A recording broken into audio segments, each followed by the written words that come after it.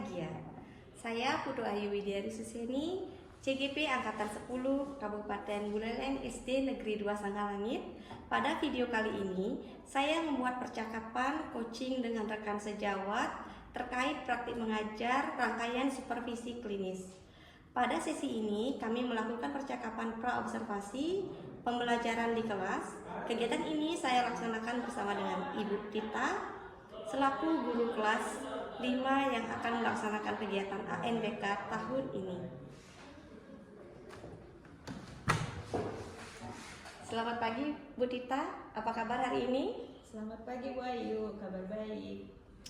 Bagaimana Bu persiapan pembelajaran penguatan literasi, numerasi untuk kesuksesan ANBK tahun ini? Apa yang ingin Ibu kembangkan? Begini Bu, saya ingin mengembangkan kompetensi kecakapan siswa dalam menggunakan berbagai angka dan simbol yang terkait dengan matematika dasar untuk memecahkan masalah praktis dalam berbagai macam konteks kehidupan sehari-hari.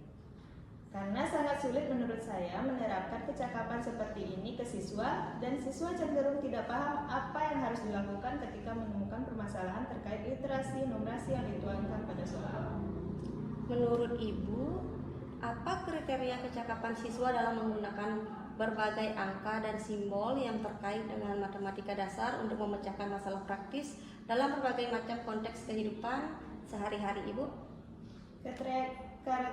Kriteria kecakapan yang saya maksud adalah siswa mampu dengan tepat memahami, menganalisis, mendapatkan informasi dan menyelesaikan soal-soal terkait literasi numerasi yang diikuti penggunaan berbagai angka dan simbol yang terkait dengan matematika dasar untuk memecahkan masalah praktis dalam berbagai macam konteks kehidupan sehari-hari. Intinya soal yang diberikan untuk penguatan literasi numerasi menggunakan contoh yang konteks nyata dan dekat dengan kehidupan siswa.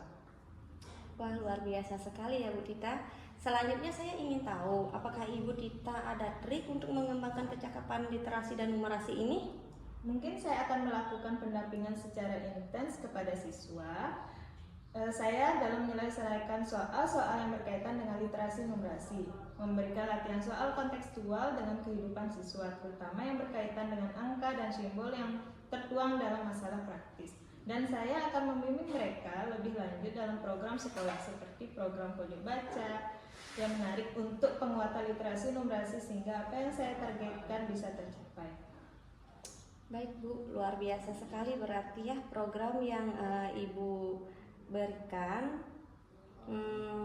Saya yakin nanti Ibu pasti dapat mengembangkan kecakapan literasi numerasi dalam menggunakan berbagai angka dan simbol yang terkait dengan matematika dasar untuk memecahkan masalah praktisi dalam berbagai macam konteks kehidupan sehari-hari dan pojok baca untuk pembelajaran bahasa Indonesia tentunya ya Bu Tita ya. Nah, kalau sudah seperti ini, saya yakin penuh bahwa Ibu nanti mampu melakukan ini dengan baik. Pembelajaran di kelas seperti apa? Nah, jika yang bertanya nih Ibu Tita ya, kira-kira Ibu Tita ada di posisi angka berapa ini jika diminta untuk menilai diri sendiri? Ya, rentangannya mungkin dari 1 sampai 10 nih Ibu Tita. Kalau menurut saya, menilai diri sendiri di rentangan angka 1 sampai 10, kayaknya saya berada di angka 7 dalam pemahaman terkait meningkatkan kecakapan literasi dan numerasi itu, Bu Ayu. Wow, bagus ya, ternyata sudah merefleksikan diri dari angka 7. Nah, untuk selanjutnya Ibu bisa mengembangkan kompetensi kecakapan literasi dan numerasi dalam menggunakan berbagai angka dan simbol yang terkait dengan matematika dasar untuk memecahkan masalah praktisi dalam berbagai macam konteks kehidupan sehari-hari serta pojok baca dan meningkatkan kemampuan membaca anak. Ya, apakah ada yang ingin disampaikan lagi ke saya Bu Tita? Sepertinya cukup Bu Ayu, saya tidak ada yang ditanyakan lagi. Oke, kalau begitu saya akan melihat Ibu di kelas untuk mengamati kegiatan pembelajaran tentang literasi numerasi ini. Nah, terus selama ini kapan nih saya bisa sharing lagi ke Bu Tita nih untuk menyampaikan hasil pengamatan saya tentunya? Nanti ya Bu, setelah di kelas mau istirahat, setelah itu saya akan menemui Ibu kembali di ruangan Ibu. Oke, baik kalau begitu ya. Nanti saya tunggu di ruangan saya. Terima kasih ya Ibu Tita atas waktunya. Sama-sama Ibu. Semoga sukses ya pembelajaran di kelas hari ini.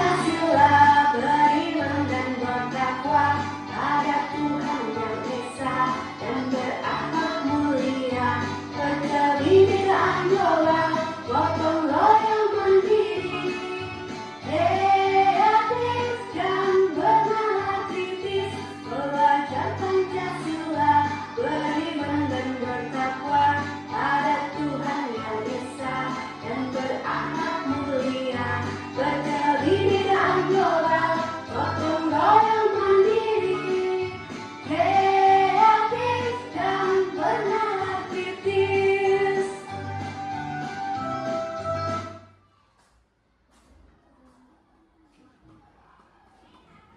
Ya, silakan anak-anak duduk. Bagaimana keadaan kalian hari ini? Senang.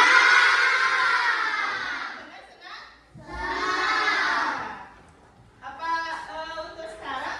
Siapa yang tidak hadir? Ada yang tidak hadir?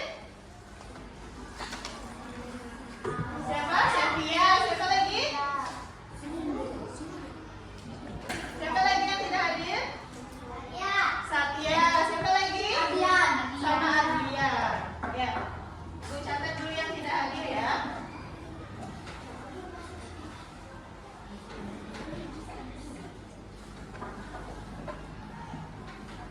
Nah, sekarang untuk literasinya kalian membuat kata-kata motivasi di buku ya. Untuk kalian biar semangat belajar hari ini. Sekarang buat dulu kata-kata motivasi. Motivasinya kalian silakan.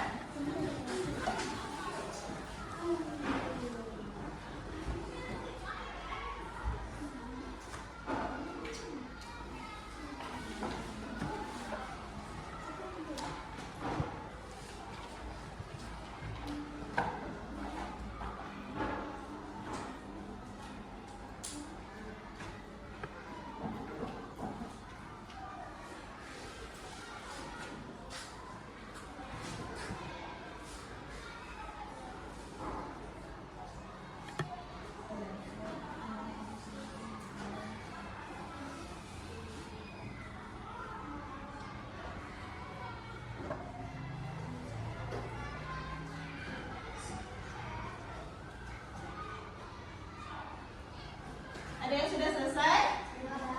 Mana sudah? Coba bisa dibacakan kata-kata motivasinya. Silakan anak.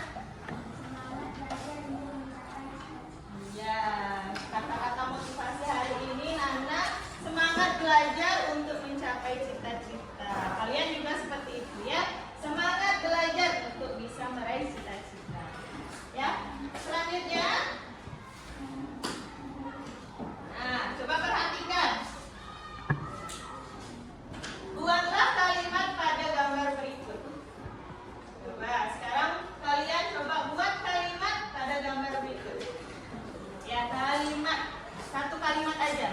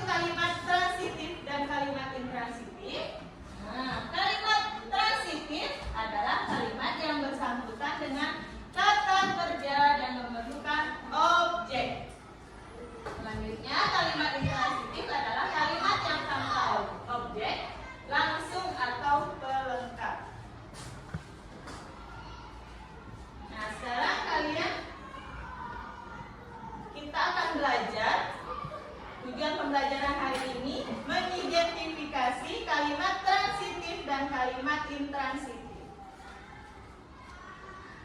Nah, sebelum kita belajar, kita tentukan dulu kesepakatan kelas.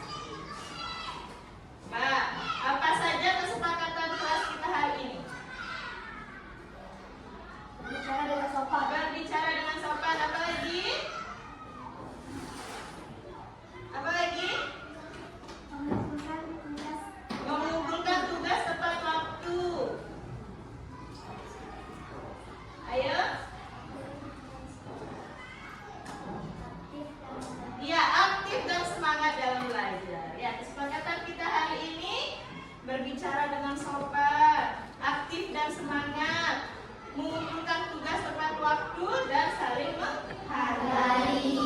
Ya, saling menghargai pendapat teman. Nanti kan kalian ada diskusi. Nah, nanti saling menghargai pendapat teman.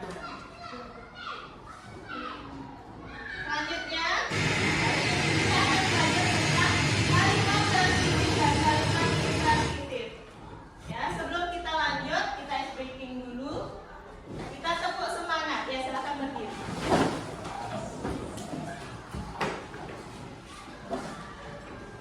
Tepuk semangat. Dang dang dang. Ding ding ding. Dung dung dung.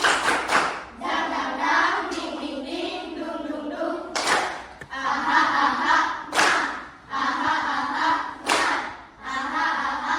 Semangat. Udah semangat? Dah. Selanjutnya, ya silakan duduk. Benar ini udah semangat? Dah. Semangat lagi sekali. Mau? Mau. Lah, tepuk semangat. Dang dang dang. Ding ding ding. Dung dung dung.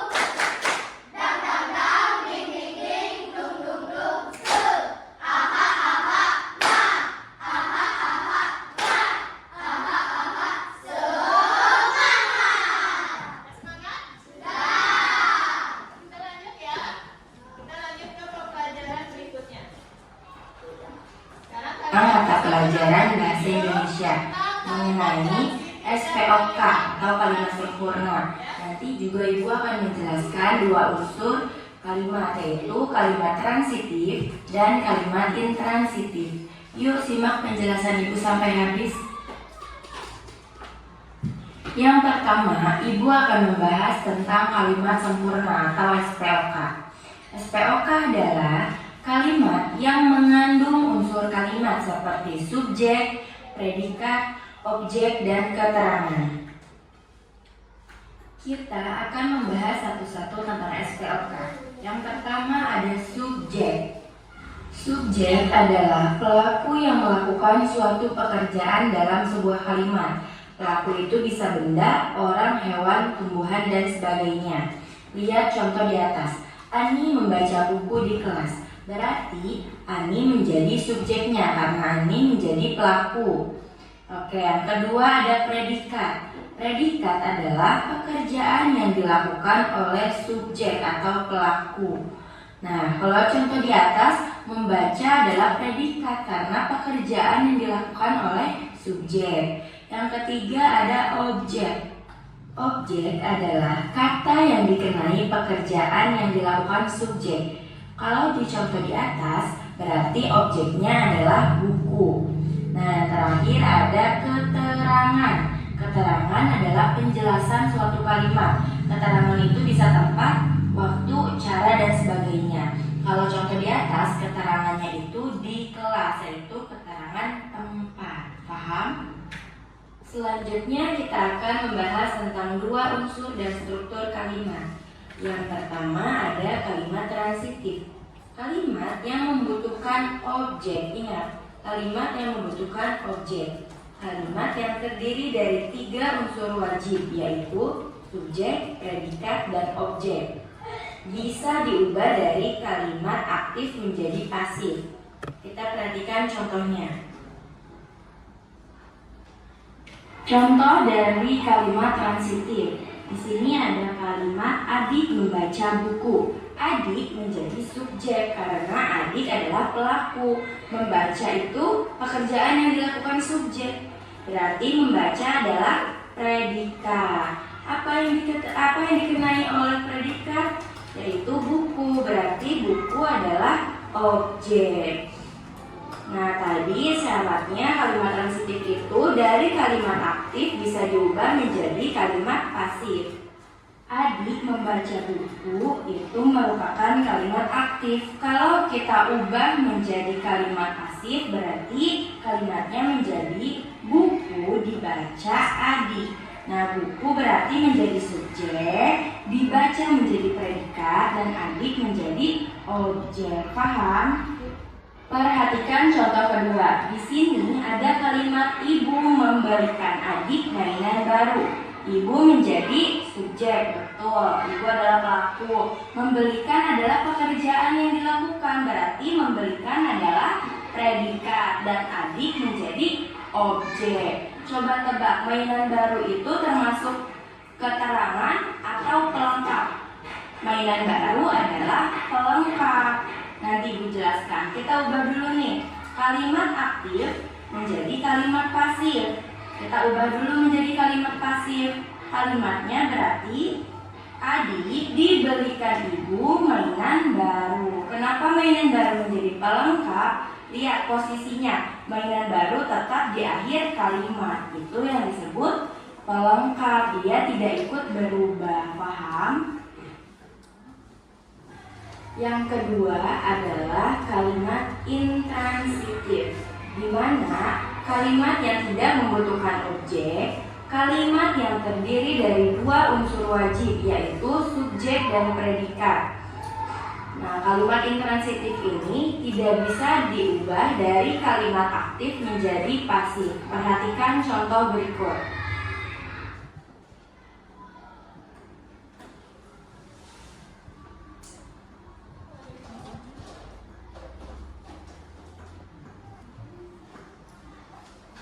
Sudah paham sama materinya? Sudah. Kita akan belajar tentang kalimat transitif dan kalimat intransitif. Ya. Selanjutnya kalian apakah ada pertanyaan? Tidak ada pertanyaan? Yakin? Ya, kalau tidak ada pertanyaan, Ibu punya lagu tentang kalimat transitif dan kalimat intransitif. Ya, silakan kalian berdiri.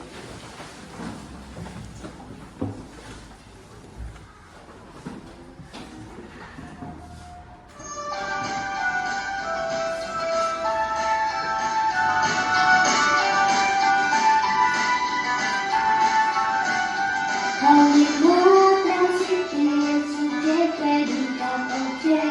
Kalimat intransitif, subjek, predikat. Subjek itu pelaku, predikat kegiatannya. Objek itu sesuatu yang dikenai, keterangan yang ada, waktu dan juga tempat. Ayo kita tambahkan supaya jadi lengkap. Aku membaca buku, contoh dari transitif. Intransitif, contohnya menangis. Kalimat transitif dapat diubah pasif. Intransitif tidak dapat dirubah. Ya, ini lagu kalimat transitif sama intransitif. Ya, siapa tahu kalian dari lagu jadi paham apa itu kalimat transitif dan kalimat intransitif. Ya, di sini sudah dijelasin kalimat transitif terdapat subjek, predikat, dan objek. Kalimat intransitif terdapat subjek dan predikat. Sudah? Ya.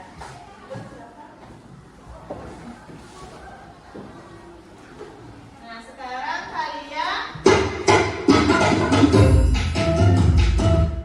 mengerjakan LKPD. Ya, Ibu bagikan LKPD-nya. Ini dikerjakan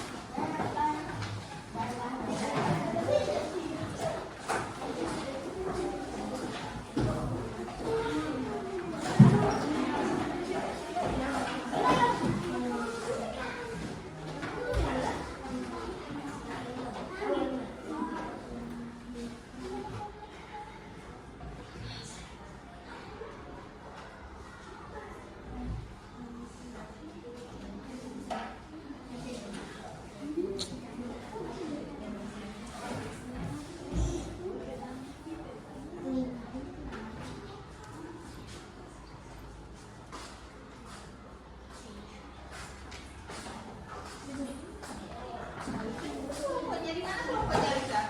Ya silakan. Ya, kanan.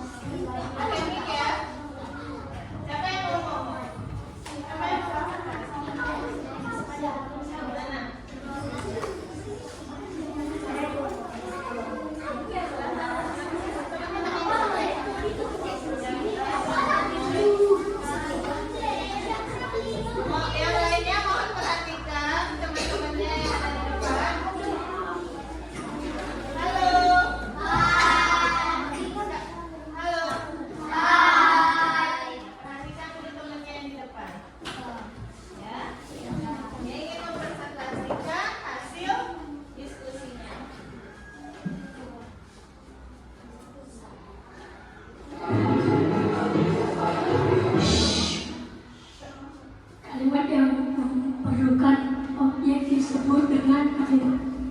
Kalimat apa? Yang memerlukan objek?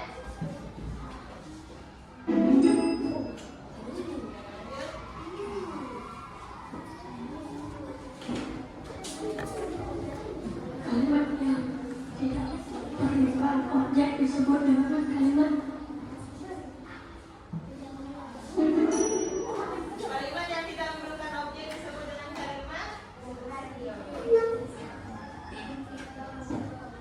Kita membaca komik kalimat di atas merupakan contoh kalimat transitif.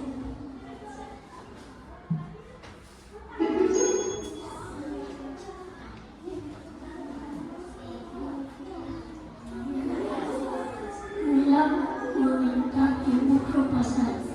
Kata yang berhuruf tebal dalam kalimat tersebut merupakan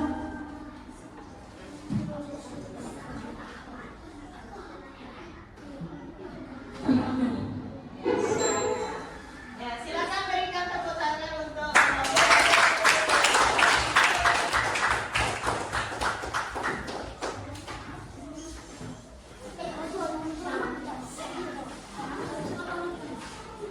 sudah? Ya, terima kasih untuk kelompok 1 sudah mempresentasikan.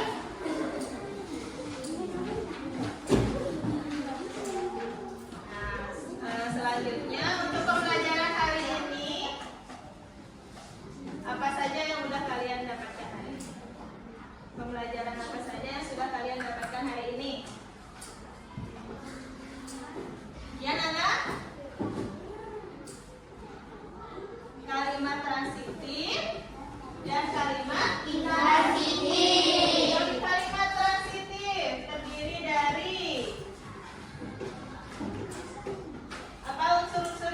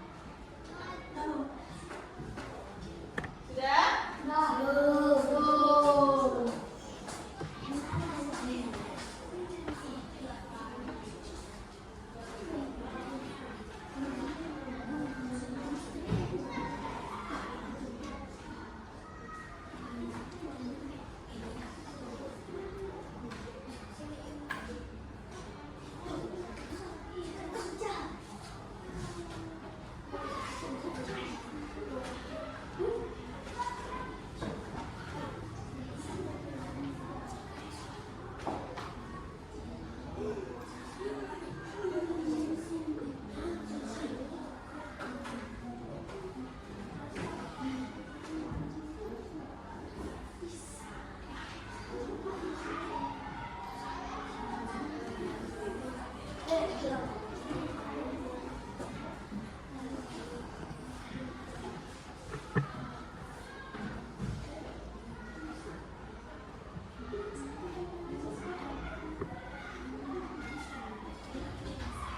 selesai? Ya, silakan yang sudah selesai boleh dikumpulkan.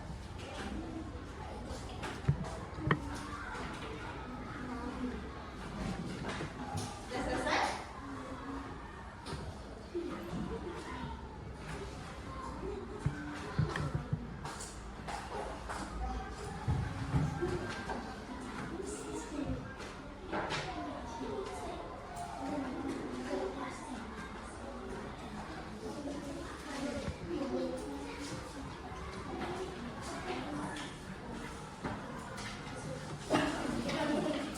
Yang sudah selesai boleh dikumpulkan langsung ya.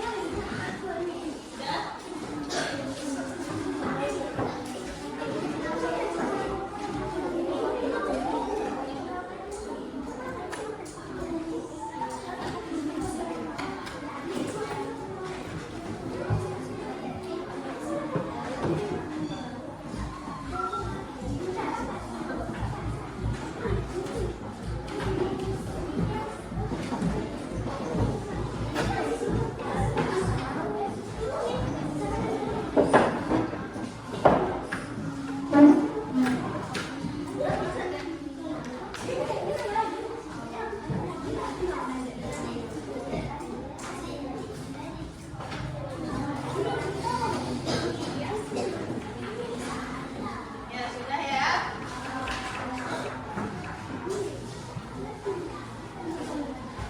Nah, dari jawaban yang kalian buat sudah semuanya benar. Kalimat transitifnya sudah benar, kalimat intransitifnya juga benar. Jadi Ibu udah cek beberapa. Nanti pulang sekolah baru Ibu nilai ya. Bisa Ibu bagikan bukunya kalian semua ya. Nah, karena kalian sudah memahami kalimat transitif dan kalimat intransitif, cocok untuk ke materi selanjutnya karena saling berhubungan. Ya, materi selanjutnya pasti kita di bab 1. Bab 1 sudah besar, mencari kata di dalam kamus dan memulai proyek kamus kotak kelas 5.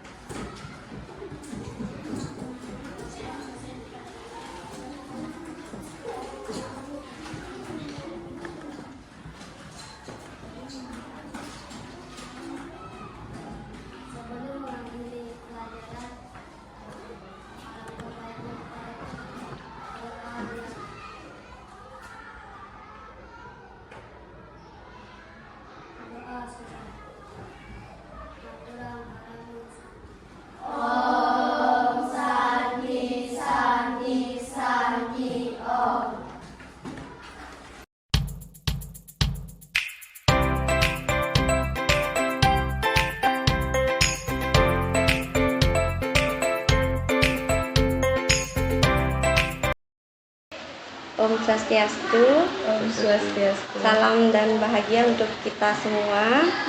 Saya Putu Ayu Widyari Suseni, CGP Angkatan 10 dari SD Negeri 2 Sanggalangit, Kabupaten Buleleng. Pada video kali ini saya membuat percakapan coaching dengan rekan sejawat terkait praktik rangkaian supervisi klinis.